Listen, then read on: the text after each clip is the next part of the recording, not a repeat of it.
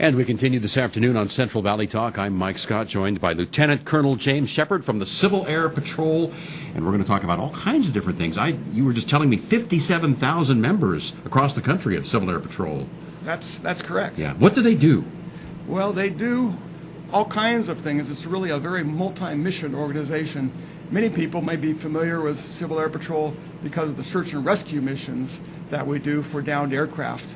In fact, we fly 85% of those missions that are overland within the country.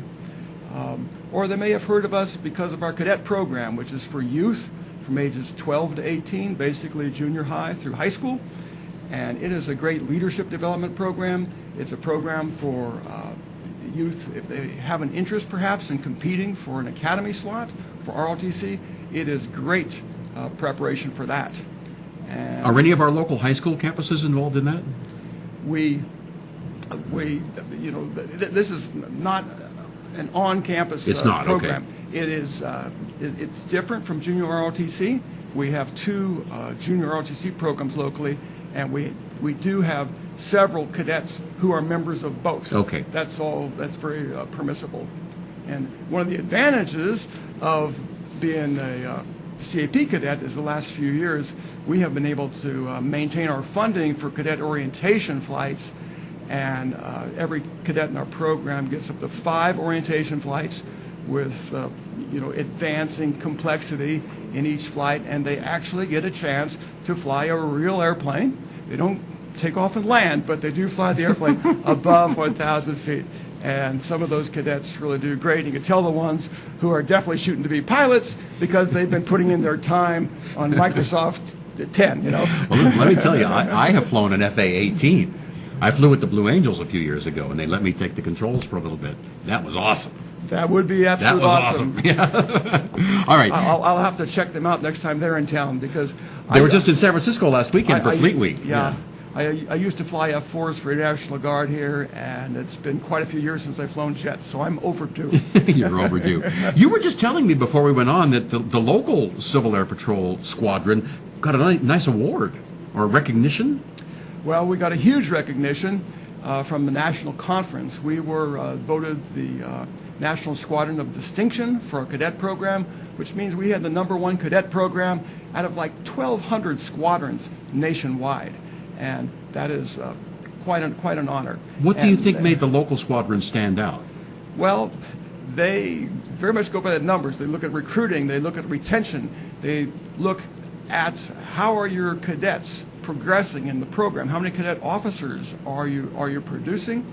And also those orientation flights I mentioned before. Are you getting those flights done for your cadets? So they're looking for all of those things, as well as what's the community involvement, because community service is also an integral part of the Civil Air Patrol. So we'll be marching in the Veterans Day Parade coming up here in November, and we also are very much looking to expand our external aerospace education, which would help provide curricula to school teachers who are wanting to get their children in those classes more interested in the STEM subjects, the science, technology, engineering, and math that we need more of to keep our country, both strong and growing. If you look at the international statistics, we've sort of been falling behind in that department, and we need to change that around. Sure. And we can start even in kindergarten with the ACE program. So if there's any teachers that hear that, I hope you see my contact information, and I'd love to talk with you about setting that up for your school. Okay. Before you go, there's one more thing I want to talk about. All the recent wildfires we had here in California. Civil Air Patrol has been out taking aerial surveys of the damage, correct? That's correct. One of our growing missions is called post-disaster reconnaissance. And just in this past week, we've flown nearly 60 hours, the California wing, not just this squadron, and has surveyed 360 square miles. And this digital information then goes to the State Office of Emergency Services, and they get to see where the damage is.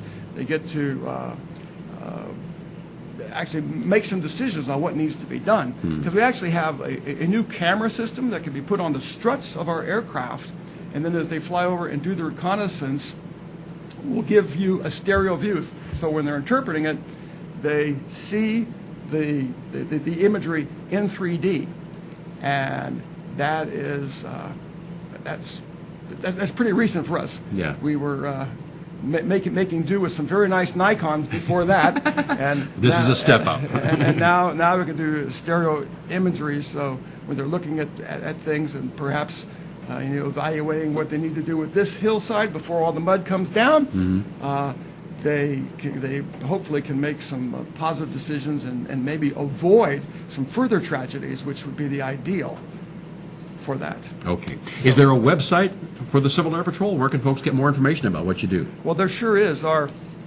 national website that'd be able to answer most people's questions would be www.gocivilairpatrol.com. And locally, we meet every Thursday at the National Guard Armory at the fairgrounds, which, of course, currently is filled with quilts. Quilting is not one of our typical functions. So no meeting this week. We're meeting anyway. Oh. We'll just try to work. You can have a corn dog. We'll work around the quilts. All right. So, and if they want information locally, they can contact me directly at 978-5884. Lieutenant Colonel James Shepard from the Civil Air Patrol. Okay, Thank you, very- sir. very nice talking Thank you with for your you. service. Okay. All right, and we will be back with more on Central Valley Talk.